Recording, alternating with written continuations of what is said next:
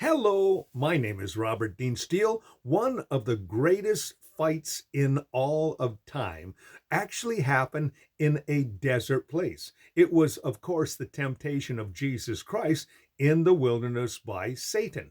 Now, in that temptation, he offered him three different temptations. The first one was because he had been fasting for 40 days and 40 nights, he was tempted to turn stones into bread. Jesus said, "Man shall not live by bread alone, but by every word that proceeds from the mouth of God." The second temptation was, of course, to go and throw himself off from a high place in the temple and basically say, because of Psalm 121, where it says, "The angels will catch you when you dash your foot against a stone," that Satan said, "Throw yourself off and the angels will catch you." And the Lord said to him, "You're not to put the Lord to a foolish test." Then, of course, in the last temptation, he was showing all the kingdoms of the world. And Satan said to him simply this.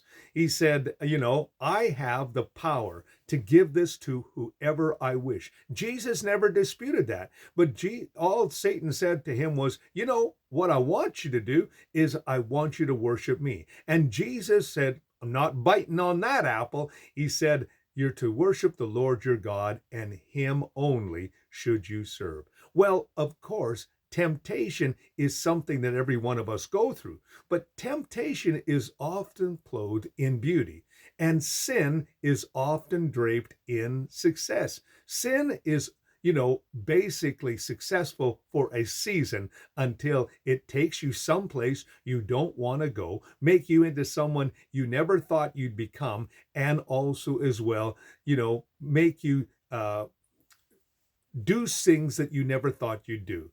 Well, the reality is we can all be tempted and yet without sin. The reality, of course, of temptation and sin is they're both ugly and deadly.